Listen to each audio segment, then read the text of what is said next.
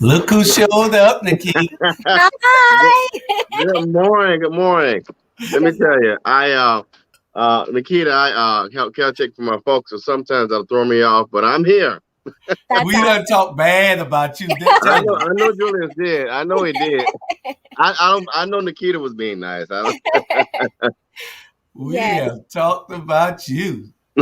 Look, I was concerned I was gonna be late. I was like, okay, he's gonna be calling me here in a second, any second. No. Look, Yeah. man, what's so funny? I get up, I do the stuff for them, and I lay back down, and sometimes that throws me off. So, but Yes. good morning to you. Good morning to our viewers in Georgia, Savannah, and across the world. We're back another Saturday. Yes. Yep, and we have a wonderful guest, Julius, a candidate for the Department or the Agriculture Commissioner. So the Department of Agriculture would be something that you would lead should you be elected. So I guess we'll start off, Julius, by asking Nikita to tell us a little bit about herself and what kind of led her to put her name in the hat. Yes, awesome. So, again, my name is Nakita Hemingway, and I am a Georgia native. I'm a mother of four, married. Professionally, I'm a cut flower farmer, a realtor of more than 20 years. I'm an entrepreneur. I've owned multiple businesses, currently still do. And I'm just passionate about bringing change to Georgia and making sure that everyone, regardless of socioeconomic background, regardless of citizenship, if you call Georgia home, you have the best opportunities to live life on your terms. Um, I never saw myself as a politician. I grew up, I'm from Savannah, and I grew up in the metropolitan area, metropolitan Atlanta area. It was my mom. I have a sister and a brother. So it was a single parent home. And one of the things she taught us is the importance of showing up for your community. And it's not a dollar amount attached to it, it's a heartfelt action. Mm, And regardless of who you are, where you are in life, you have the ability to affect the people around you and be a leader, and that has echoed through every aspect of my life. And I see it not only in my siblings, but also in our children, because our children are starting to show up, and they're all different ages. And by the way, my kids, 24 to 4 years old. well, And okay. Wow. it matters. So I'm just happy to be here on the show. I won't say too much. I'll let you guys ask me the questions and respond to those. But this is an opportunity for us to really get it right and to show up, and that's why I'm here. Well, we won't have a problem with anything you do or say as long as you don't tell people, especially Dr. Jamal Torre, anything about what high school you You attended know, for you one say year. just like me. I was going to ask that very next question. No, we can't let her say that. I already know. So, I got a feeling it's the best one in the city, but I mean, hey. So it's so funny. So like I said, I grew up in the Metro Atlanta area. We didn't have a lot when I was growing up, but I want Hmm. to tell you guys the testament of personal power and will. I saw my mother go from being a maid cleaning hotel rooms to a supervisor in a hotel to a manager in the hotel. And then after that, she went to hair school when I was 17 years old. And so we were sent to Savannah to live with my uncle. So I went to Jenkins High School for a semester. Oh my God. Time to go. Time to go. But You lucky we not gonna hold that against you. Yeah. you can't Yeah. hold that against me. That And was I my donation right there. but So, in telling her story, she went on to become a hairstylist. She owned her own hair salon for 20 plus years, and she retired at 59. So and she's definitely my role model. So yeah, so I got to spend a semester down in Jenkins High School, but that is the backstory behind it. So Okay. So if awesome. you could tell us, and it's just helpful to know, what does a agriculture commissioner do? So agriculture commissioner is the second most important race in the state of Georgia because agriculture touches on every aspect of an individual's lives. In Georgia, it is our number one industry. It contributes more than 70 billion to our economy. It creates more than 359,000 jobs. But anything that relates to you personally, like food security, the environment, the goods that make your clothing, fuel your automobiles, all of that stems from the space of agriculture. And even the seafood industry down in Savannah is connected to the agricultural space. So this is a very, very important race. There are some amazing things that we can do in this seat to build Georgia to be stronger and more profitable. Very cool, very cool.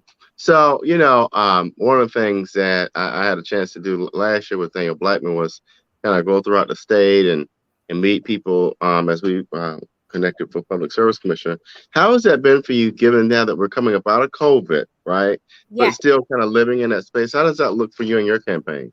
So we're following, definitely COVID-19 protocol safety guidelines, but by no means is it keeping me sitting behind my computer screen. We're getting out, we're meeting folks, and we're keeping it within their comfort zone. But more importantly, I think it's important for people to see me in physical, real space and to know that, number one, not only am I here, but ironically, I've always been here.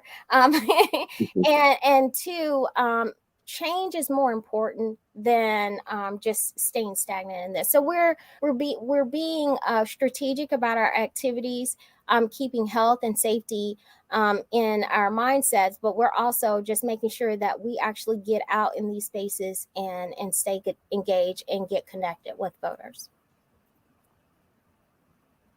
Awesome. That's awesome. So you're trying to be the 17th agriculture commissioner in the history of the state of Georgia and the first Black, correct? So not only am I the first Black, I would be the first woman in the state of Georgia, and I would be the first Black and the first Black in the United States and the second woman in the United States in all of our history. Yes. Wow. See, that's history that we need to be a part of. Yes, Mm-hmm. it is. You know? Absolutely. And let me tell you how profound this is, not only just for me, but for the people of Georgia, because I'm fortunate in that I've been able to trace my ancestry back to the first slave. Her name was Sack that came here. I'm Gullah and Geechee, by the way. And my ancestors who started off as slaves became rice farmers in Georgia. Most people don't look at the fact that Georgia was founded upon agriculture. This is our foundation. And agriculture is definitely tied to the African American plight. It's our story. It's a part of our identity. So this is profound. This is a big moment for us. Somebody asking what time at the Georgia Bulldog game today. Well, it doesn't matter because we're going to win anyway. South Carolina, I feel sorry for you, but hey, we don't ask you to sign up to be on our schedule. So, which is a great thing. And hopefully you don't get this wrong. What is your favorite college football team in the state of Georgia? There's only really three real teams. So you got three options. So I'm gonna have to say it's tricky. Georgia, I actually have a cousin who, D'Angelo Tyson, really? He grew up in Statesboro. Yes, he's my cousin. He played at Georgia and then went on to play for the Ravens. And then my brother actually played at Georgia Military College, at Georgia Southern, and at Morehouse. So okay, you're back in my good graces. As long as you said Savannah State, Georgia Southern, or UGA, you're fine with me. All the other schools don't matter. The other ones don't matter. Definitely. And Georgia's in my backyard, by the way. Definitely Georgia. But hey, I support the other teams as well, too. The ones I mentioned.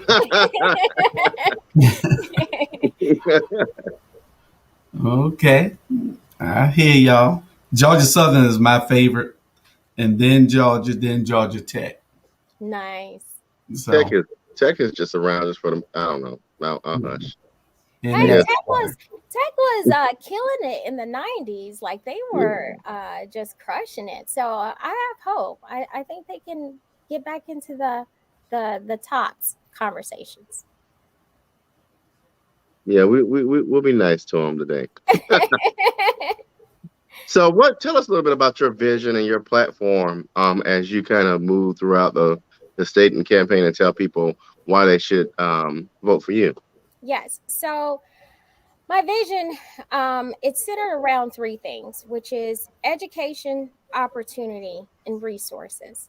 Um, it is important for people to know that even though agriculture is the number one industry in the state, even though that agriculture is what our state was founded upon, 80% of the food we consume in the state of Georgia is imported.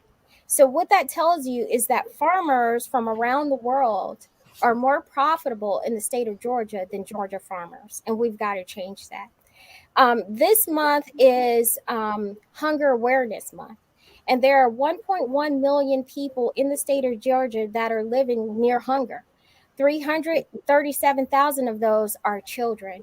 One of the things for our campaign and what we've committed to is eradicating childhood hunger by 2025.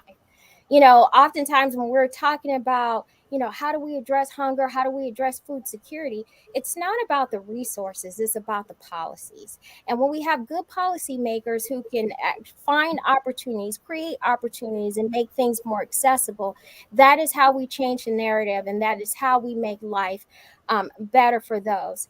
And when we're looking at rural development and advancing rural communities, it's very important that we recognize that proper nutrition plays an important role into the success of people.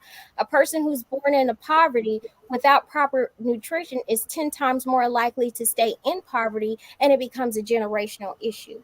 So, but when you're giving them quality foods and you're giving them opportunity and access, they're able to pull themselves out of poverty and in that generational cycle. So the investments that we need to make in this space, we need to look at it from a spectrum of opportunities for Georgia: food security, economic opportunity, growing our rural communities, education. Those are all the things that are at the forefront of this campaign. And I believe that being a Georgia native, being African American, having even challenges myself as a farmer, and recognizing that we can do things differently, I think that's what this department needs, because it's been the same old system for 17 different ag commissioners, almost 200 plus years, and we can do better. We need a new perspective. Yeah. awesome. Awesome.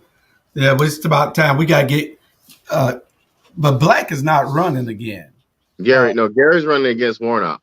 That is No, correct. first, Gary's running against Herschel. I don't know what's wrong with my man Walker. Then, should he beat Herschel, I don't know what's wrong with my man Walker. Then he can run against Warnock. That's kind of strange, because you would think that the Republican Party would tell him not to run because that's Trump's boy. And Gary's jumping out there, I guess, and he's going to, if Trump is backing Herschel, Gary don't have a chance. Well, here's the thing in Georgia. You got the Kemp silo and you got the Trump silo. Both are pretty strong silos of people. So that's going to be interesting about which evil wins out of that whole setup. Well, we want to make sure that that he is out of Nakita's way, so that we won't have no problem with seeing how to get. Who the guy we had on last week? The last was the other Democratic. What's his name? The other Democratic candidate was Fred Swan. Yeah, Swan. Mm-hmm. So you and Swan, we probably have y'all on so y'all can give y'all ideas on together before the election. Also, we could just do a simple race. I think a simple race where we just, like a relay. Yeah. And, so we like to have fun, Nakita. So I'm glad. Me too. It's good. Yeah, because he's I didn't know anything. I think you were on a show with Jay a couple of months, about a month or so ago, where Yes. we had you all on, and Jay was moderating it for the Democratic Party, that it'll be great and I knew about you, but I didn't know that you were from Savannah. So you get the nod from being from Savannah, you know. Yes. But whoever comes out of that, that's who we'll be supporting wholeheartedly anyway. Yes. Off the Democratic side, I know I'll be. You I'm not gonna hold that you were a warrior for a few months against you. But she probably met Ray and decided I gotta go. Yeah, exactly. Exactly. So we're gonna be with you 100%. We and hopefully we can get a Democrat in that seat, you preferably. And since you're a Savannah girl, and we know that Savannah's gonna come out 100% behind you. Everything that we do here, we're gonna try to make sure that y'all are a part of, Thank you. and so that you can get on all the other shows. We have other shows for you to be on also that Okay. has a good following. Keisha and Alicia, they're sitting councilwomen here, Awesome. and they have shows. So you might have to take a trip to come be on Alicia's show. It's on a Tuesday night. He said it. Let me just say this. Anytime I can spend down in Savannah sleeping on my uncle's couch, I get the best breakfast in the world. Wait a minute. Wait, what's being cooked? Because I'm at the, come meet you there. Oh, yeah. Well, he's good at omelets, but listen to him. He's the king of everything. But he's Well, that's fine. As long as there's some shrimp and grits going on, I'll come over there and make sure I drive. What's your uncle's name? Gregory Tyson. Greg Tyson? Yes. Okay. We had a Greg Tyson that was a pastor here that passed a few years ago. Okay. Yeah, not the same Greg Tyson. But I don't think that's the same person. No, not the same. Yes, but yes, I'm a Tyson and a Scott. So okay, which Scotts? Good question. I can't tell you that. So Benji Scott, there is a Zachary Scott. He's yeah, I know Zach. Zach is married to my cousin. Okay. Well, Lord, y'all related now. Julius, I got a friend named James. James and Julius are related to everybody in Chatham County. I have a very large family. I don't think no family in the county, probably in the state, is bigger than my family. Okay. And I have a very, very large family. Yeah, I can. So in Girard, Georgia, my mom's father is from Girard, Georgia. And here's a interesting fact. He was born in 1898. He played Negro Leagues baseball, but he is a Reddick. And he had 29 sisters and brothers. Wow. So, yeah, they run deep. 29, Robert. 29. Right. You might know Bonzo Reddick. You know Bonzo Reddick. That's a Reddick. He's a physician. Okay. But yeah, being that you are from Girard, the Prescotts are from Girard also. Ask your family whether they know the Prescotts. They're good friends of mine. Here, they're out of West Savannah, out of Woodsville. So you might know them also. But the reason I ask all this is because we need you to get to all of your family needs to know that you're from Savannah, that you are running, and that you and that they need to give you the support. That's why I ask these names, because people need to resonate and remember these names so that we can get everybody behind you. Because this is a historical moment.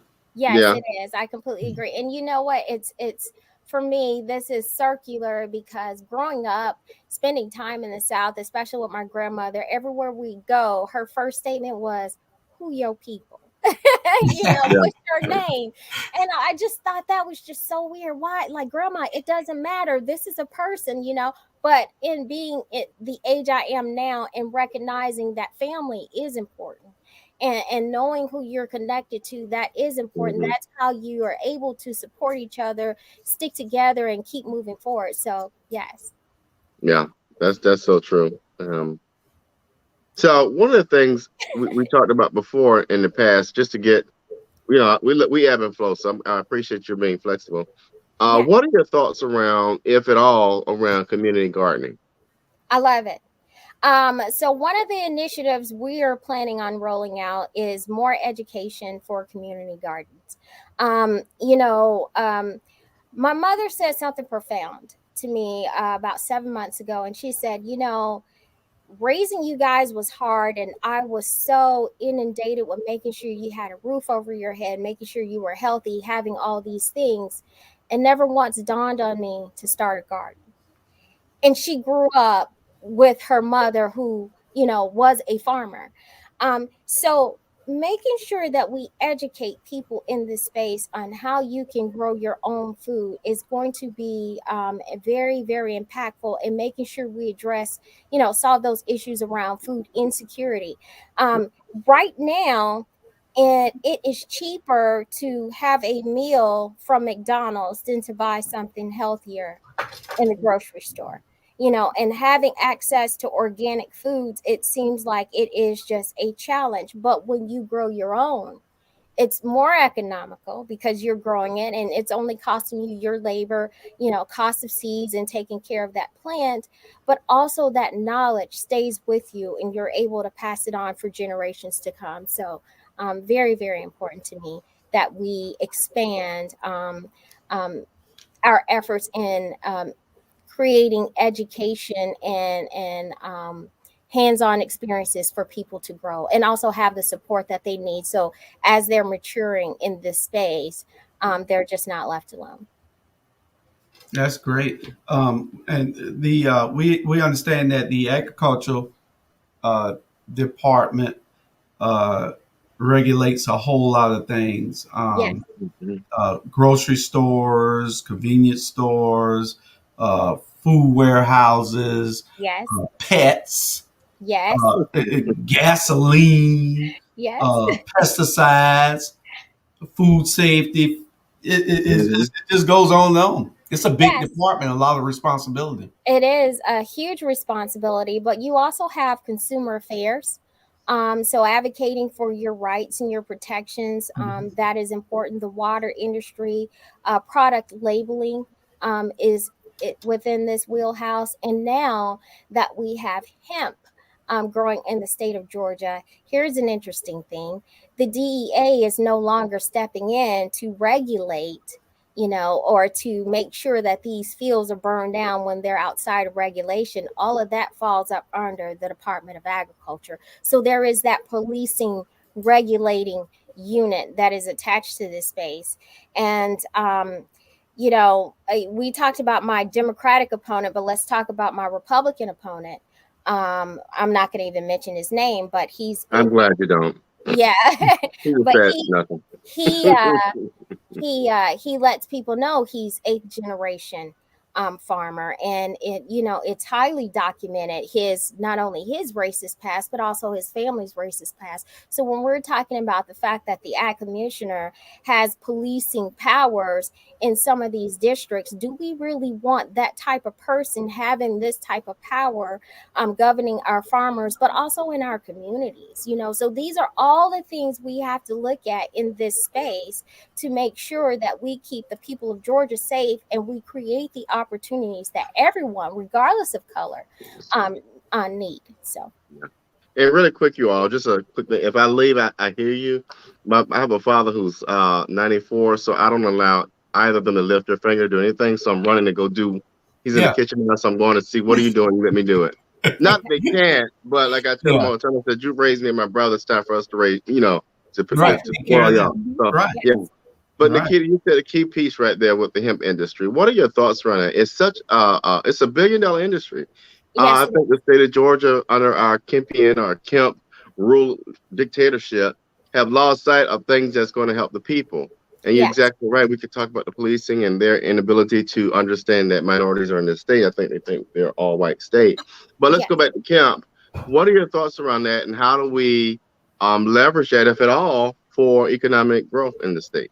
So this is why education is important. This is why understanding, not just putting your name on a ballot because, oh, you know, I care about agriculture. This is why understanding what the rules are, understanding economics, understanding business, why all of this is important. So, and I'm going to get off my soapbox on that, but to answer your question, Georgia legalizing hemp for the cultivation of THC is a good step, but it should not be our resting place. It should not be our destination. I am pushing for the full legalization of cannabis for multiple reasons, outside of just the low hanging fruit of, this creates opportunity for us to progress in our, in a criminal justice system. Hemp has over 25,000 uses. And that includes combating issues like climate change. It takes hemp 4 months to reach maturity. It takes a tree 25 years. So, what most don't know is that 1 acre of hemp can sequester 4.2 tons of carbon out of the environment in 1 year. An acre of trees can sequester 6.5 tons out of the environment every 10 years. So in places where we have environmental justice zones, places like Waycross and parts of Savannah where you can't afford to wait to grow trees, it takes nothing for us to implement these carbon farming practices using products like hemp. Sunflowers is another people don't know about, and it can do great good for our environment. The other thing is hemp, when it's fully harvested, it can be used in a product called hempcrete, which supplements the use of concrete. It's not as strong, but it can be as strong with the addition of rebar. And what this does is now we are able to address issues within the building industry. Right now, we're having a global shortage on key building materials. And as a result of it, the housing market is through the roof. So when you're looking at how can we achieve, affordable housing, it starts in the agricultural department by making sure we have resources so that every industry functions efficiently. So we have a true market, and then we're able to create more opportunities. So definitely, I am pro cannabis. And here's the other point. Being a flower farmer myself, I know it doesn't matter how many years you have in this space. When you're starting with a new crop, there is a learning curve of about 3 to 5 years. It takes the average farmer $500 to plant an acre of hemp. If that crop comes in above the 0.3% or 0.03% THC levels, they're forced to burn their fields. They don't get that money back. But if we fully legalize cannabis, you can then say, well, it doesn't meet the medicinal uses, but here are a slew of other uses in which you can sell your crop for. So we've got to look at this from a spectrum of issues and say, okay, this is why this is more important, and this is why we have to do it now. Yeah, I just think it's ridiculous. And people, and I said this when Fred was here, it's ridiculous that people just jump on a bandwagon of, oh, it's illegal. If you do your history, you understand why it's illegal in the first place. It was in competition with cotton. And back then, if you were in competition with the white man's cotton, then you were going to get your behind spanked. And so what other way to dilute that or get rid of it but to make it illegal? So now we got, but let's finish the story up. The story goes like this. Now we got our black and brown brothers and sisters in jail, in prison for a plant, for God's sakes, for something equal to oregano. And like you said earlier, now we're realizing, oh, there's good uses to this. Now we can make it legal. Interesting, right? But yet you'll let Buddy Carter go peddle opioids to people, and now all of a sudden that's okay. So but we won't get on that soapbox. So look, I'm going to take you even a step further with that. So one of the things people don't know is hemp is actually considered a superfood because it's a vegetable. Yep. Wow. It is a vegetable, and it's the oldest farmed crop. The regulations, the prohibition on the use of hemp, like you stated, it was the cotton industry, but it was also the wood industry, because hemp can produce 5 times more paper than wood can. Yes. It replaces wood in a lot of spaces, and so this particular crop was a detriment, or the way that they saw it, it endangered opportunities in other spaces. William Randolph Hearst was one of the biggest advocates for this because he was a newspaper man, and because this was a risk to his business. So fully understanding, as you've stated, why things were prohibited, and then coming back to this space, is important. You could do some research and find out that the US government relied on hemp cultivation during World War II to supplement our economy.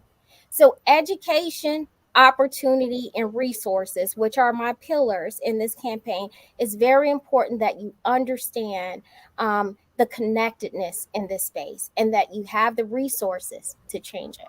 And we Yeah. have the opportunity to do that now. And Julius, I even looked at the other day. I do a lot of YouTubing, so I saw the hemp concrete, Yes. and it's so neat. Like it's even flame resistant. Flame You can't retardant. Yes. Yeah. burn it. You Yeah, I Yes. can't. saw It won't that. burn down. It Yes. seems like the benefits of hemp just outweigh massively the illegalities of the product.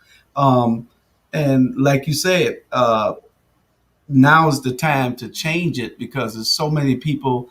It was in the way of cotton back then, and now you have so many things as superfood that has all these benefits that we could use. It's just crazy that they still want to find a way to regulate it so that everybody can't make it, so they can regulate it to the point where it's benefiting the states, I guess, instead of benefiting everybody else. You can't just grow it uh, like everybody else grows it, or like you grow fruit. You can't just grow it like you grow fruit. So I guess that's the hurdle that we have to cross. Well, then, and there is another perspective to this. If we look at the economic impact, right? Hemp farmers in states like Georgia, where it's THC legal, they're making between 90, 140,000 an acre. That's the earnings potentials. When you have states like California, Oregon, Colorado, where it is 100% legal, those farmers are making up to $1 million an acre. Imagine how much more money the state will generate just off of taxing this in these rural communities. Now you have revenue that these communities are generating, that you can get broadband, that you can, we're talking about infrastructure nationally, but there's so many things that we can do within our state ourselves to increase revenue, to build up our rural communities, to create more opportunities. And it begins with a better vision for this office. Awesome, man. You sound like the right person that we need to be putting in there. I know that. I know that. Robert gonna do everything he can.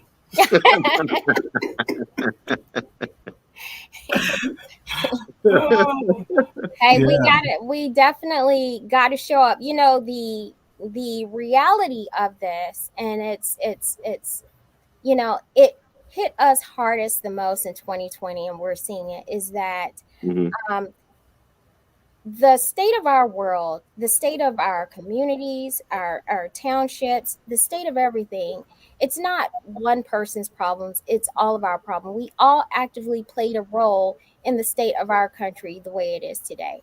And that can be done by not paying attention, not getting engaged, and allowing others to do it, and just not fighting for what is right for our people.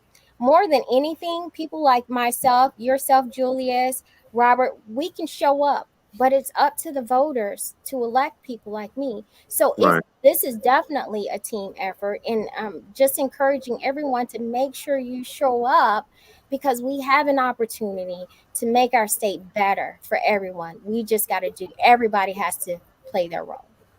And I definitely want to talk about how do you get voters out. But one of the things that just popped in my head that I definitely want to ask, and we talked about this with Fred, and so we're trying to be as fair Sure. as possible so the viewers can, do an equal comparison. What are your thoughts about working with a Warnock and an Ossoff? We know that Warnock stood tall, and by the way, Warnock is my guy. Yes. But he's from Savannah. Hey, we get the Yes, whole he Savannah is. thing. Look, we Yes. get you in Warnock. I'll come back up there with that PSC thing. Man, Savannah, Chatham County, we'll run this thing. But anyway, But what are your thoughts about getting black farmers their just due and getting our black farmers like yourself Yeah. the resources, the not necessarily reparations, but getting black farmers a piece of the pie that they've been excluded from for so many years? So you said a mouthful, and I have an answer, and a lot of people are not going to like it, but at the end of the day, it is the truth. Um, until America apologizes to the black and brown people, we're always going to be stuck putting a band-aid on the issues, trying to create cutout programs to supplement the injustices that have happened. And you see where that gets us, because now the aid money that Warnock got for farmers is tied up in court, and they're likely going to keep that tied up for a number of years. And there is a possible reality we need to be aware of, that these farmers may not be able to get that money, and that's devastating. So it's twofold. Number one is, like it or not, this country has to pay reparations for some of the stuff that they've done, and that includes these farmers who have been disenfranchised and didn't get the resources that they need in order to be successful in their businesses. But Mhm. then going forward, the best way that I can fight for African American farmers is by making sure the Department of Agriculture in the state of Georgia work justly for everyone. I can't single out one group of farmers, but when the system works, everyone succeeds. And one of the things my opponent doesn't understand, Fred Swan thinks this is about access to loans, and this is about, being able to just get seeds. Yeah, the seeds are important, but this is not about loans. This is not what you think it is. This is about economic opportunity, because number one, if you're making the amount of money you need to make, you don't need a loan. So let's talk about that. Let's make sure that they can make money and be profitable in their business. Let's not talk about a debt instrument, because you think a debt instrument is the only way to create justice. That's not how we do this. You want people to understand, to be able to succeed and be successful. This is how you do it. If you want to pass regulation around agritourism, which creates opportunities for farmers to be independently successful and not have to rely on government subsidies, then you're going to need someone who's sitting in that agricultural commission seat, who has a background in travel, who understands agritourism. And by the way, my first business was a travel agency, and I owned that for 3 years before it went under due to the dot-com boom. If you want someone who's going to understand that we need more entrepreneurial opportunities, that this is even bigger than our farmers, because oftentimes at these farmers markets, what often coexists is micro enterprises. So you have people who make soap and people who make jewelry and do all these different types of businesses. They thrive off of that. They're ag adjacent businesses, and they need more opportunities to be successful. So in order to get there, you have to have someone who has not only an entrepreneur's heart, but an entrepreneur's vision. And I've been an entrepreneur since I was 21 years old. So again, this is a unique space. There is a lot in this office, but you have to have the right person with the right vision in order to bring all this forward. And that is what we need. Well, One and I about appreciate that. I appreciate that. I'm sorry, just let me just give her a compliment because I love the passion you just showed. And the other thing I like that I don't see from many, and you're not a politician, you're a public leader. Let me relabel you. You're a public leader. The difference between a politician and a public leader is a politician blows hot air with no ideas, right? You Right. just showed a passion that I can really appreciate. And the other thing you showed me that too many don't have is that you're willing to stand on your own when the idea may not be popular. So I just want to tell you I appreciate that. Thank you. and it's crazy, and that's what you just said just now for the last 4 or 5 minutes needs to be said every time you go anywhere, because Robert and I were thinking the same thing, the exact same thing. That's why I put up this comment from a viewer. Malvie said she sounds like a progressive Democrat we need in office, and I was just I Robert, right before you, I was about to say the exact same thing, because girl, if you ain't agriculture commissioner, You know, we took gonna out get the word. somewhere. It's like church. She was on there preaching. She was preaching. I started to do my We time need offering. you somewhere. You are awesome. I mean, serious. Thank you. You are very articulate, very intelligent. You have a sense of caring and wanting to make a positive change, not to go and sell out. A lot of people just want to go into these offices and be about them, and they think that it's all about them. But we see and we hear, and that's what people got to start doing: opening their eyes and opening their ears and Yep. listening to what a person says. You can tell whether it's about them or whether it's about the people. And Yep. with you, we can tell it's about the people. And we need to get your voice and you out there on everything. I hope that all the women, Keisha Gibson Carter's listening, all the women, Alicia Blake, Jay Jones on his show. It is what it is. I know the three of them We need better to be have- watching. Yeah. You need to be on all these shows talking, and we're going to do whatever we can to Ooh, look facilitate at that. her. Look at this. Look at you. Get all kind of compliments. If y'all feel so good, y'all better be donating. You better donate. That's right. Donate. That's right. Y'all Donate. better pass the hat. And I ain't. Yeah. Hey. I'm Make just sure saying you what it send is. your signs this way so we can I put them in our will. yards. Hey, Jay has signs, so if he has any, so light him up. Jimmy J say he had no Jimmy sign. J, where you at, tell him. Jimmy J? If you listening, Jimmy J, you need to Okay. get on here and tell everybody where they could pick these signs up from you at. Yes. Okay, Jay. Jimmy J, hold him now. Now, James, in all fairness, James is an awesome person. We pick on him because we love him. So Yeah, that's our boy. He was they up know late not to, last they night. better not run up on Jimmy J. We jump folk down here. Hey, Jay's my brother. Jay's a good man, so He's I appreciate awesome. that. And he has a phenomenal tribe, a beautiful wife behind him. I mean, Yes. he's just phenomenal. So We ain't gonna tell you what he said about you last night, though. it better been good because I'll call him up in a minute. But and this is the thing that James that he works on a lot, and I'd love to get your feedback. How do you get those voters who have typically not engaged with voting, or don't understand voting, or don't want to vote? Like here in the first congressional district, we have a huge, like over 70% that didn't vote in the last election. How do you get them inspired and motivated to come out to vote? I believe like this moment, you show them the connectedness of why this should matter to you. You know, one of the things I do every platform that I have, that is the first thought, is how do I get you excited about this race, and how do I help you understand that your participation is not only needed but required, because it is not a solo effort. We're in this together, and it doesn't work if we all don't show up. You can hoop and holler all you want. We can talk about police disenfranchisement, but let's be real. How many of our boys are actually signing up at the police academy? Because, you know, our oppressors, they always show up. Ooh. Think about that. Ooh.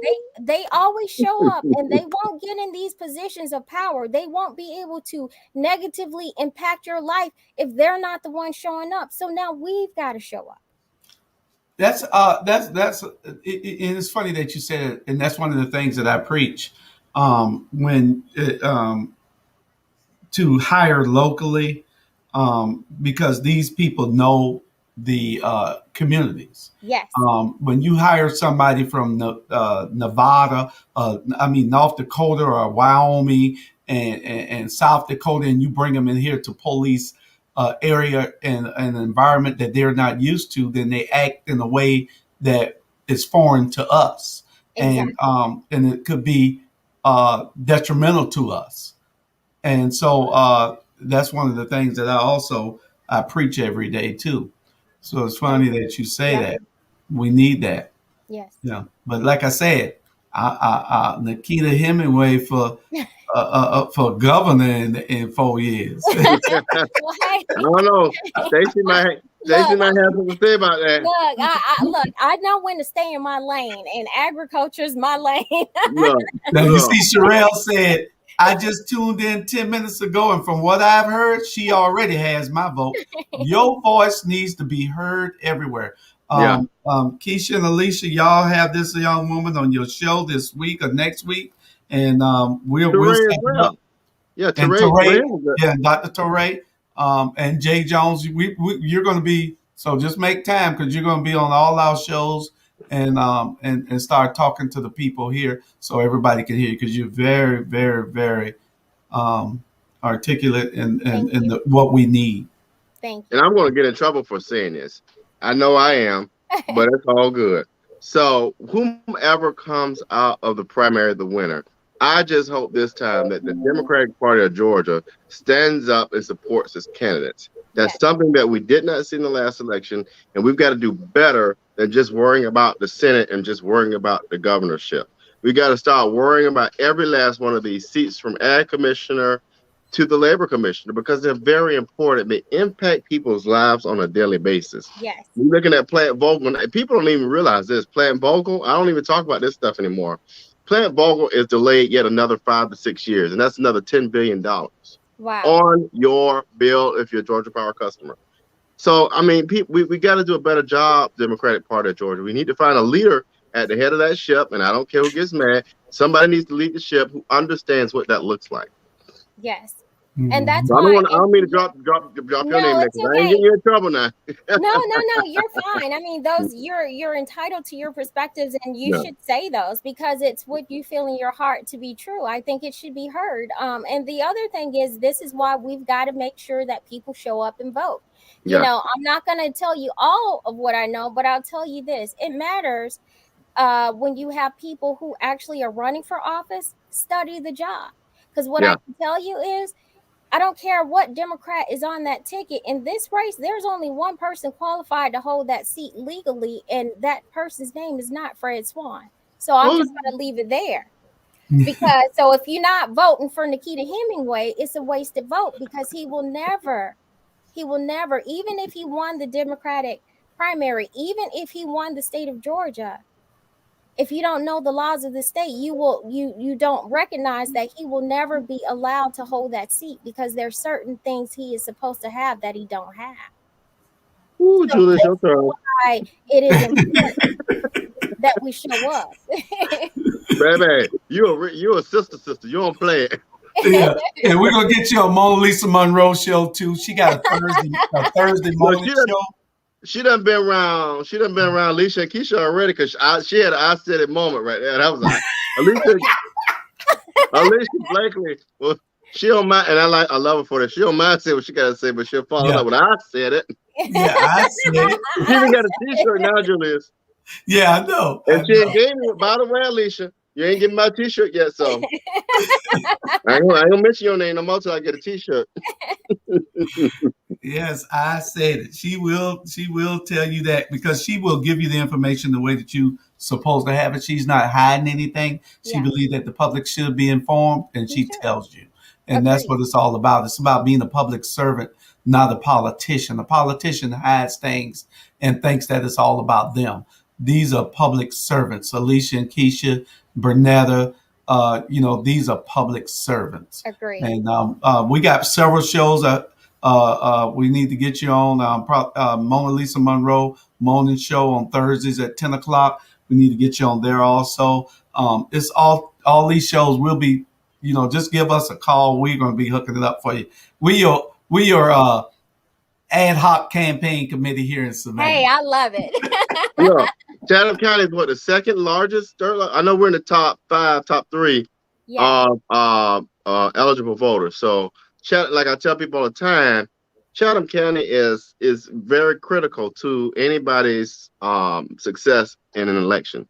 Matter of fact, if we look back when Joe Biden was running, Chatham County was that area that they were looking at to do all of this retabulation. So Chatham County really carries its weight when it comes to Georgia. We love you, Fulton, but we run it down here too. Yeah. Somebody said something about food deserts. What was I that? love co-ops. I Yes. love co-ops. I lived in Virginia for a minute, so I know, co-ops are awesome. But go ahead. Sorry. Yes. So Rebecca, I touched on it a little, but not in the conventional sense. So I'll just bring it all home. one of the biggest challenges we have in the state of Georgia, even though it's an ag first state, even though it is the most profitable industry in our state, creating more jobs, and we have over 68,000 farmers in this state. Farmers around the world are more profitable in Georgia because 80% of the food we consume is imported. So making sure that we have a plan to get Georgia grown products on the shelves in grocery stores in every category and get premium placement, that is something that I'm committed to working on. The other thing I'm committed to is ensuring that we have a locals farmers market in every county in all 159 counties throughout the state, because it's not just the farmers that benefit from it, it's also the small business owners that benefit from it, and it builds community and it creates access to locally grown foods. And then the other aspect we're committing to is we're committing to eradicating childhood hunger by 2025. And the parts of the ways that you get there is, number one, educating people about programs that already exist, which is the SNAP program. That should be in every pamphlet that you get. It should be on commercials and TVs to let people know that, hey, you're getting SNAP benefits and it's double at a farmer's market. So let me tell you why that matters. Because right now, SNAP benefits, they give you about $1.86 per meal per person. That is less than the national average of $2.39 or some odd cents per meal per person. And so people are thinking to themselves, well, my SNAP benefits are not enough. Well, let's make them enough. And let's make sure that the stuff you're buying is actually quality nutrition. So when you go to a farmer's market, you're getting 2 for 1. So it doesn't matter what the government's paying out. You're getting better, fresh, quality foods. The farmer and the other businesses in those markets are benefiting. And then we're growing community. We're making sure that the state of Georgia is more profitable, and we're keeping more of our dollars in the state. So to answer your question, the problem around food deserts, it's multifaceted, and it's not just going to happen with just saying we need more farmers market, we need more of this. We need to look at this from a spectrum of things to make sure that the people of Georgia benefit the most. And that is awesome, because one of the things that hit me the most is that we need young, like Melvie said, progressive Democrats that want to make a difference in our communities. Yeah. And one of the things that bothers me a little bit is we got great people like Robert right there. Robert had 2 million votes when he ran for Public Service Commission. We got Jay Jones. We got Daniel Blackman. We got Marcus Thompson. We got some great people that will be great leaders that are younger, a little bit younger than me. I'm 36, so they're a little. But and the thing is that I'm gonna say something. I'm gonna see if y'all catch this. What's the dog name? Coca-Cola. His name is Coke, but it's short for Coca-Cola because everybody think cocaine. No, it's not cocaine. It's Coca-Cola. So cute. Now here it is: Alicia, Keisha, Bernetta, Tanya, Sonia, Shalana. What y'all catch out of that? African American women. Yeah. And we need men also to have the same mindset. These women that I just call are awesome. They made a promise and they're doing exactly what they say they were going to do. But we need the public to get behind them. I agree. And then women like you who can also have that passion to want to serve the people. And we can tell, you ain't here talking that mumble jumble. You're here talking and articulating the message that we need to hear, and Bernard, y'all there in Atlanta. Bernard, y'all there in Atlanta. We need you can't go on Bernard's show. Bernard, no, you can't go on Bernard's show. There in Atlanta, you need to be sounding Nakita Hemingway name in Atlanta. We have an audience everywhere, so we need to be getting your name out everywhere that we can get it. We're going to do what we can because we just believe that you're awesome. Thank No, you. well, fun fact as we close out, because we know we got to move on to the next thing. But you're in Athens, are you? And because I used to live in Athens, I'm a higher ed person by trade, so I've been in the Athens corridor. Are you in Athens or kind of the No. Bogart? So What I'm state in not even that far. I'm in Decula. So and Okay. our farm is in Lawrenceville. We're literally right there. So we're in the northeast corner of Gwinnett County. And I'm not sure if you guys know, but I ran in 2020 for House District 104. Okay. And my opponent was Chuck F. Stration. He wrote the hate crimes bill. And This is what hard. we're talking about when we talk about representation and why it matters, let me tell you why it matters.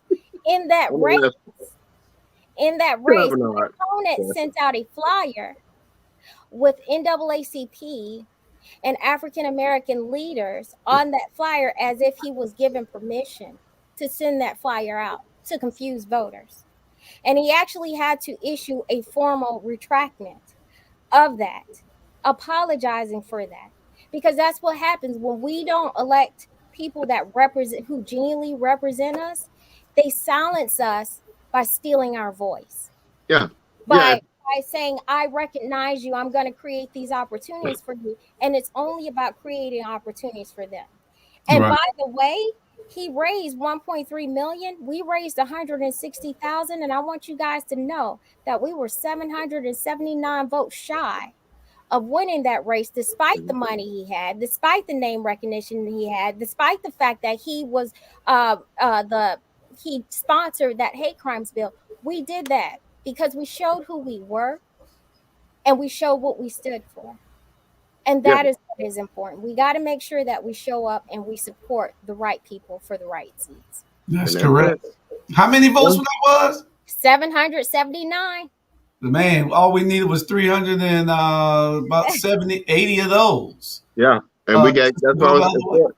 Yeah. Now, I was telling somebody else the other night, it's important to get out the vote. We think our one vote doesn't matter, but it matters. It's a 1 to 3% difference, and your lives are impacted every day by that 1 to 3% decision mark. So yes, and here's another part that is very important for the now. In 2018, House District 104 was gerrymandered.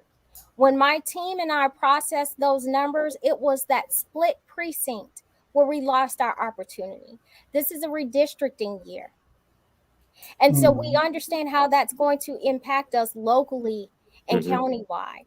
This is why you always got to show up for every election, because this could be the difference of healthcare for someone. This could be the difference of education for someone, or the difference of a business being able to launch in a particular place. All these things matter. All right. Well, we thank you for coming on, Nakita. I'm sure that Julius and his team are going to reach out about the other shows. And whenever you're in Savannah, let me know so I can come over and have shrimp and grits made by your uncle. He's gonna love that. But thank you for having. Great to hear from you, and we love to hear more from you.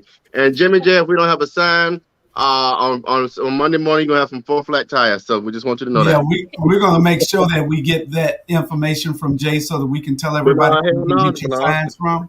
This today, we're gonna have that information today. Sounds great. How can people get in touch with you and your website and all? Yeah, so my website is easy. It's nakitahemingway.com. I'm on Facebook, Instagram, and Twitter. And if you can't remember all of that, just Google me. I am fortunate and blessed in that I am the only Nakita Hemingway in the world right now. So you're going to find me. That is awesome. You're the only one. I am a chemist at University of Virginia, so hey, I love it. Yes. Well, good to have you, Nakita. Any more questions, Julie, before we move on? Or no, we'll just get with us. We'll send you our phone numbers. Yes. And emails, so you can call us, so we can get you arranged to be on all those shows. That sounds awesome. Thank you so much. Anything that says Bernard Brown, block it. Yeah, if you say Bernard Brown, block it. You can go on our Facebook page or our YouTube, and you can find all our shows. See which ones you want to be on. The one last night that Robert was on with Bernard. No, I wasn't on that show. The Nature Boy was on that show. I wasn't on Oh that. yeah, Nature Boy was on that show. So you might want to look at that and see whether it's something. But you got people in Atlanta that would love to back you. Because see, they don't know you. But now they do. Yeah. So, and we want them to get the word out about you. So we think you're awesome. So we'll be in touch, and make sure if we don't get in touch with you in the next 24 hours, you knock our doors down. We got both our emails already. Yeah. All right. Sounds good. Thank you so much. I enjoyed our session. That's good. We appreciate you now. Okay. Right. Thanks. Bye-bye. All right. We're going to switch gears for a minute. Look, Bernard Brown. Sit Bernard Brown in lane. We're going to bring Bernard Brown in this conversation here. I think he's real provocative. He went off last night about the which he should. He went off about the issue with the young people. Bernard Brown, ain't no bye. Bernard, you gonna come join us? Sit in the lane. Come on, Bernard. We need you on this next part. Ivan Cohen said he was on and he survived. Look at Ivan was like this the whole night. This was Ivan Cohen, y'all. Yeah, Ivan, we're gonna have to get you to just sit back like this. Bernard, come on now. Get in line. You got to send Bernard the he say bye to her. Yeah, come on, Bernard. Bernard, send Bernard those questions. Bernard might still be hungover because he was trying to all night long. He was trying to all night long, so he might not be available right now, you know. And Jamal Nut Juice Touré. Oh Lord, that's the wrong thing. I was trying to send the link, but the link got messed up. We got. Hold on. Oh, you sending it to him? Meant to send it through Messenger. Yeah, but we got about 30 minutes or more left. However long Robert take. Robert said he had a bunch of questions for me. And, yeah, so why don't you kind of give us a quick synopsis? I'm going to try to send this to Bernard. Just something real quick to kind of give people the. I'm trying to. I'm gonna try to send it to him too, real quick, so he'll have it. Oh, here you go. Oh no, it's not coming in. Hold on, let me. I'm gonna send it through Messenger. Yeah, my I would have to do something with my. But no, he don't want you on, Bernard. You see how they got? No, just playing. Bernard, check your Messenger. Check Messenger, Bernard. Check Messenger, Bernard. Boom.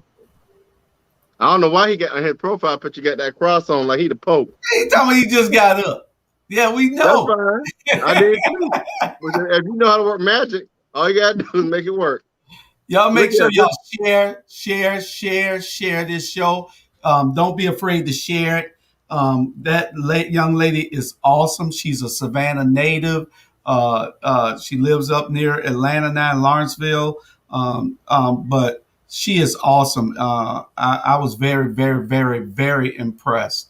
And, we just need to start getting our young people recognized and in front of everybody. And so that's one of the things that we'll be commissioned to do. Robert, myself, Jay, and the rest of us. Mm-hmm. Marcus, and then I got a bone to people. Marcus Thompson. Marcus Thompson be around here posting these drinks and living the lifestyle. Don't invite nobody.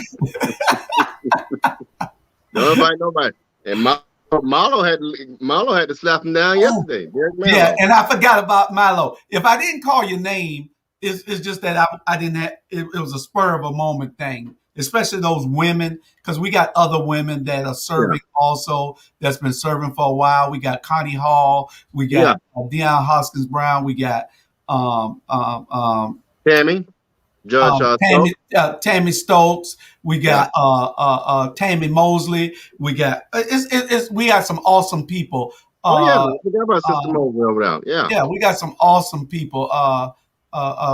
Irene Hines. We got people that have served and are serving now, rather, and we want to give thanks for their service also. But what we were saying was that those are the women just came off the top of my head that I'm around or that I look at all the time. Oh, And so we want men to stand up also. We yeah. want men to get in the game. Young But men really, such as Robert, like yeah, Robert and Jay and Marcus and Daniel Blackman. All the we got to start doing some things in this community. yeah. Really quick, y'all. I posted yesterday. We got a special announcement, and then we'll jump in your piece, Julius. Trying to give Bernard a chance, but while we're waiting for the viewers to know, this will be the only platform right now that will have a debate, a conversation with all 4 candidates for House District Seat 165 to replace Mickey Stevens. SAV ain't got it, JCL ain't got it, but All Things Relevant Media has that debate coming October 9th. So tell your friends, family, and loved ones it's where it's going to happen. So if you want to get the real news, the real questions, send them in October 9th at noon. You'll see that debate. Bernard said he waiting. He said he can't open it. Send it again or something. Tanya Milton. It's all kind. We got women serving and that are doing that stepped up to the plate and doing what they're supposed to do in the community. We just need young men to want to serve also. Yeah. And the thing is not to wait, not to come out when it's time to run. Come out and work on somebody's campaign. Learn what they're going through. Learn the processes and the procedures, and then start getting into these arenas where there are debates and forums and meetings. Join your local political party, whatever affiliation it might be, so you can know the inner workings of these organizations, so you'll know how to move. That all helps, and that's what's needed. Yeah. So we'll go. We got 20 minutes, and Bernard, we love you, but we got to keep it moving. So we know that the Superior Court hearing was this past Thursday. And so if you could tell us what happened there and how did that align with what's written in black and white in the Constitution? Well, what happened on Thursday was my phone, your phone. It's probably Bernard calling you. Somebody else. But Thursday we had the hearing to the challenge of my qualifications, and what happened was we agreed to have it dismissed so that we can file the correct paperwork. The correct paperwork is being filed no later than 5:00 today, I would assume, sometime today or tomorrow. It'll be filed. Lawyers file electronically, so it'll be timely filed. And we hope to have a hearing before the judge in the next 7 days, hopefully. And so, before next Friday, hopefully, because we feel like this is a constitutional issue where you have two conflicting requirements in the Constitution, and it needs to be addressed and cleared up. We don't believe that the powers of the Pardons and Parole Board should be taken lightly. We believe that they were given those powers by the Constitution, and those powers were to remedy things and and give relief to disabilities immediately, not later on. Everybody wants to say that it's a later on solution, but it's not. They didn't have that. They gave restrictions in the order that they gave me, and the only restriction was to carry a gun. Had they wanted me to wait 10 years, they would have said so at that time in that order. They are smart people. They know how long I've been on. If they thought that was one of the conditions, they would have put it in the order. And that's all we're saying. The paper and the news, they want to sensationalize everything. They want to run back to 30 years ago. We're not worrying about 30 years ago. We're worrying about the next 30 years. if they're saying that it's been that I've been disqualified. Well, technically I have, but my appeal process is ongoing. So y'all look to hear, and we'll see what God has to say about that in the next few days. And so, I mean, does this to you?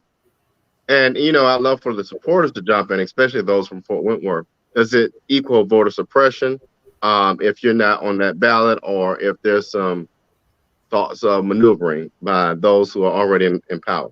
Well, and you're absolutely right with the voter suppression part of it. My rights were restored, so that makes me a whole citizen. I mean, I always thought of myself as whole, but according to the Constitution, it makes me a whole citizen. So the Constitution is there to protect my rights. The Constitution is not there to hurt me. It is there to protect me. And being that I am a citizen, the Constitution should apply to me to help me instead of hindering or hurting me.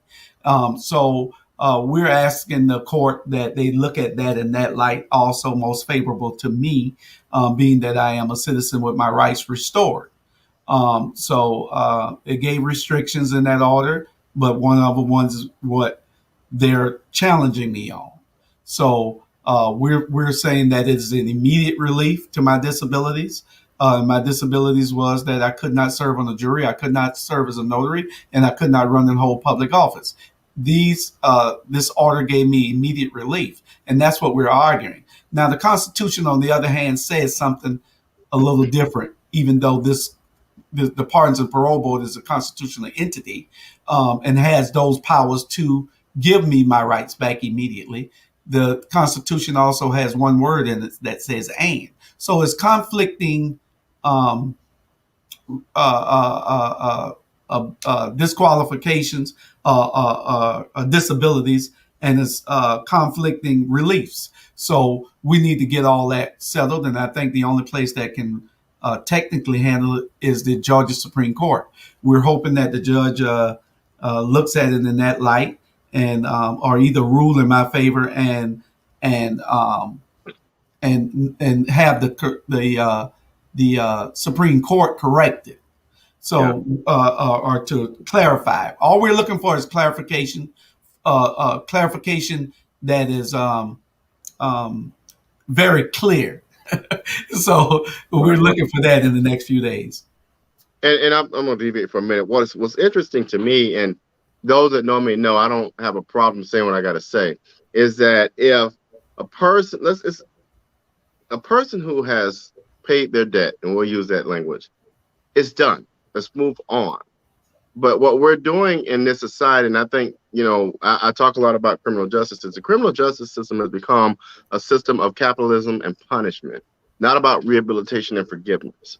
But we preach so much, and we'll go to scripture and talk about forgiveness, but then we want to hold this umbrella over people for the rest of their lives.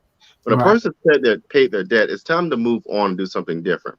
What we do now, if I get a speeding ticket, or if you all who are watching get a speeding ticket, you pay the fine, you do whatever, and you move on. It's done.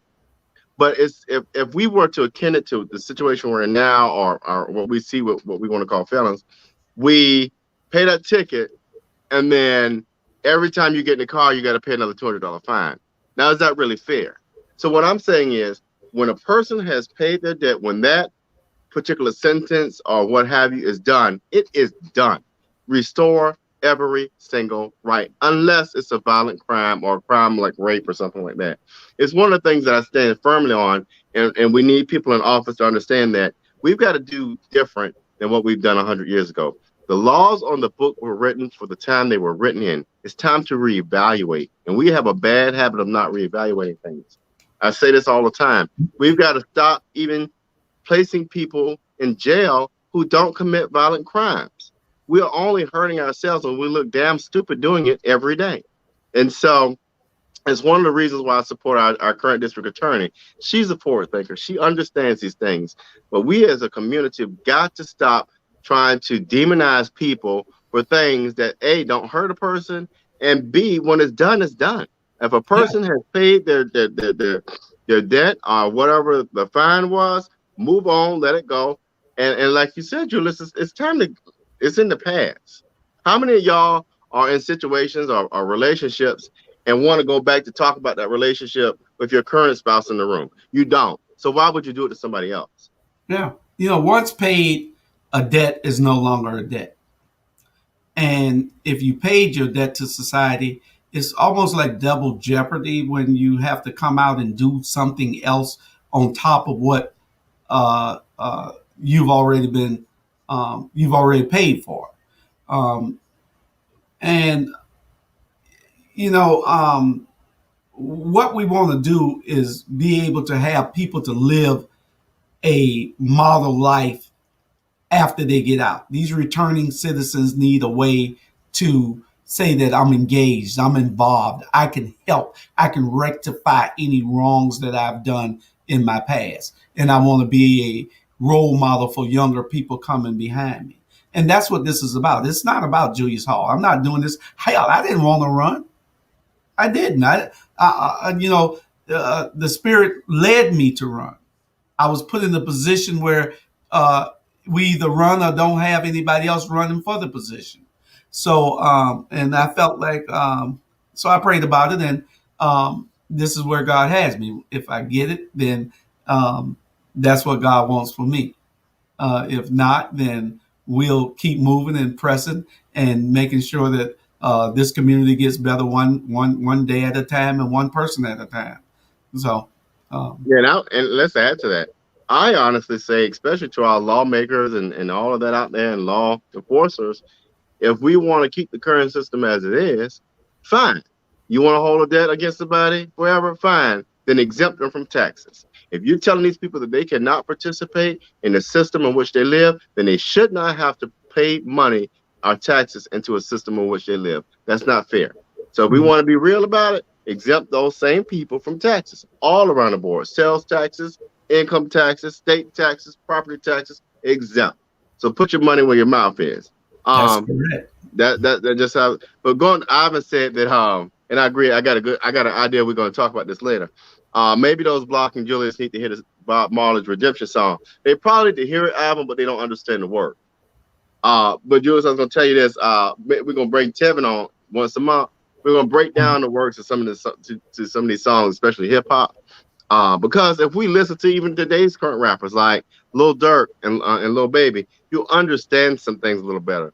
But a lot of us listen, but we can't understand what the meaning of words. Right, is. right. When you put words in a sentence, that's a meaning. A lot of people can't get that. But back to your piece. So what's going on now with the campaign, and what are your hopes going forward? Well, we're still campaigning actively. We hope to put my name back on the ballot. It was removed yesterday, and we're hoping that it goes back on Monday until we get a ruling, because there's some hard dates that we have to get by for the name to stay on the ballot. There's no need in me fighting this. If my name is not on the ballot, then I go to the Supreme Court and win.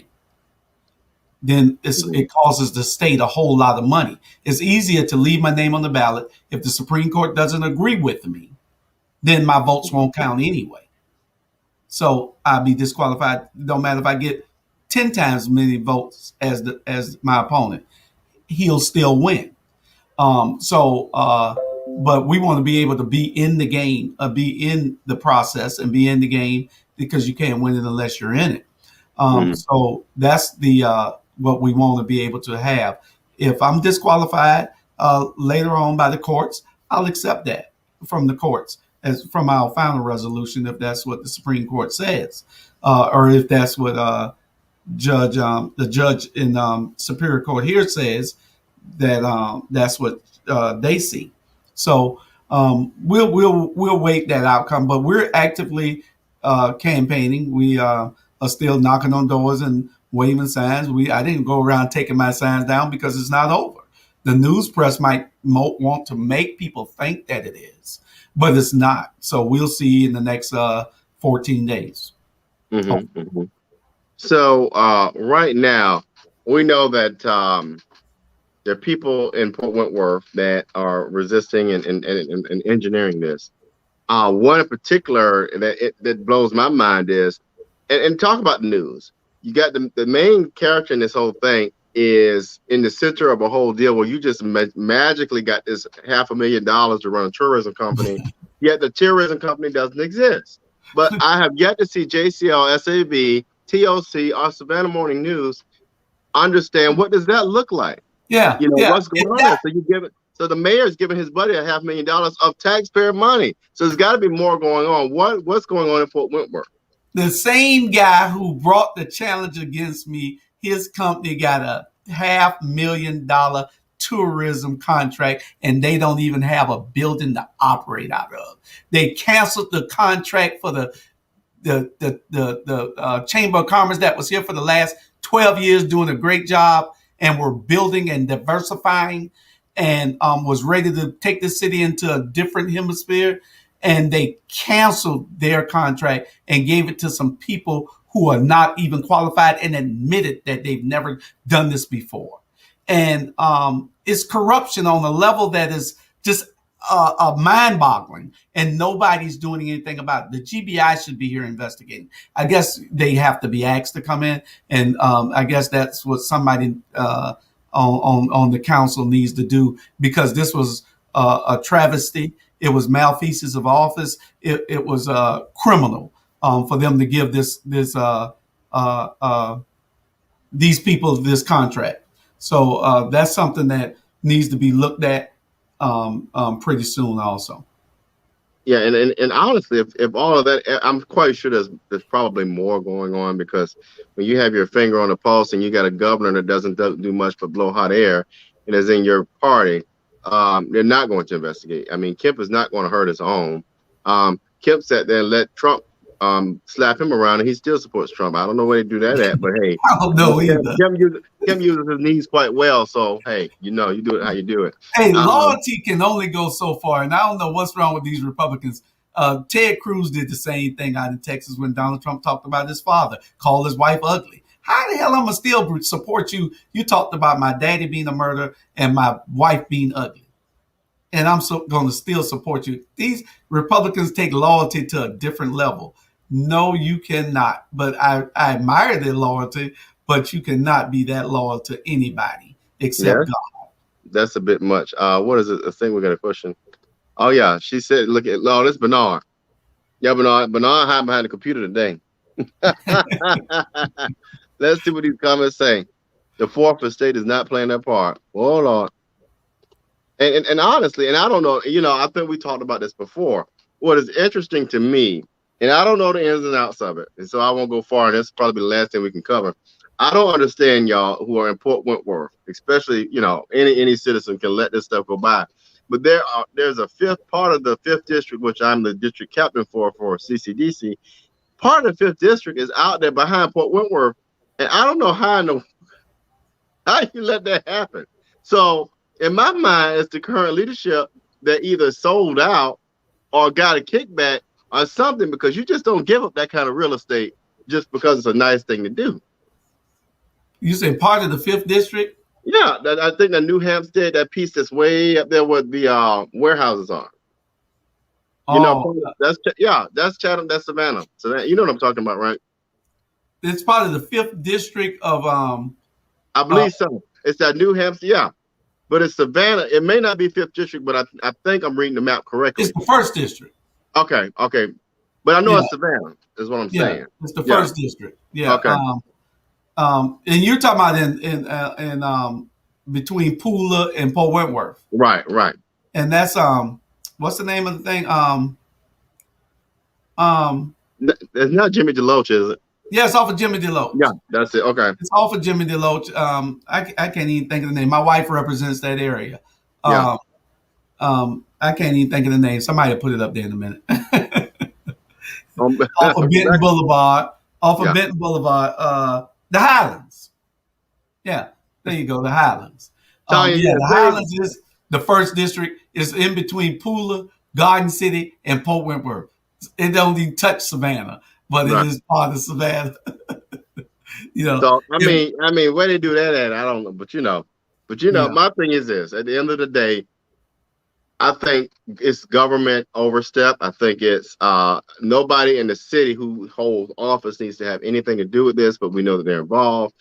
But just put the names on the ballot and let the voters decide. The voters know what the information is. Let the voters decide. Yeah, let's do it's that. crazy because that's like saying that Atlanta can come on land in Port Wentworth, and then you have Atlanta police have to travel all the way here to police that. Savannah police patrol the part that they own in Port Wentworth. Savannah owns a large piece of land in Port Wentworth where nothing but warehouses off of this industrial park right down the street. And it's crazy. And if I'm correct, and I don't know this to be true, let's say they're traveling through Garden City, Port Wentworth to get to that property. Savannah police don't have any arrest jurisdiction. Now, the sheriff has arrest jurisdiction throughout the state. But do they really, like, let's say if they catch someone speeding or whatever on the way there, they can't really stop anybody in Port Wentworth, Garden City, or any of that. If there's, I don't know whether they changed that. Back in the day when I was on the police department, we couldn't anything outside of Savannah. We couldn't do it. We didn't have jurisdiction on. But you're a peace officer of Georgia first, so you do have arrest powers in some instances, and I think they might have changed that where they have arrest powers throughout the state now. Okay. Yeah, so they'll be able to do it, but I think they're advised not to. So I need to slow down then. Okay. Yeah, slow down when you're coming through Port Wentworth and you see a Savannah. Oh no, I don't speak to look here. I got a cousin that live right around the corner from you. I don't speak out of Port Wentworth. As a matter of fact, we got a little bit loud one night. I was like, I'm out. I don't need that answer. All right, well, we reached that time. We're gonna get out of here, and so hopefully we'll hear some better news from you next week or the weeks to come. Okay, we'll keep you updating you. Y'all will see it. But stay prayerful and stay vigilant. And we're here and we're going to fight and we're going to press on. And whatever God has, that's what we'll be doing. That's right. And Jimmy J, we need our signs, buddy. Yeah, Jimmy J, get our signs to us as soon as possible. And like I said, those people whose name I didn't call, we're going to run across the whole list of all the leaders in this city who are doing great things. In this county, rather, who are doing great things, because I got two here in Port Wentworth, Councilman Thomas Barbie and Councilman Mark Stevens. Awesome leaders. They are doing what's right for the people. So we're going to showcase all these people and let the people know to come on out. Don't be scared. We want some progressive leaders to step up to the plate. That's it. Derek Bowler, my man. So. Don't forget. All right, we'll see you next week. I forgot what we got on the list, but we know October 9th, we have the candidates for House District 165 at noon. So with that, we'll see you next time. All right. Good night. I messed that one up.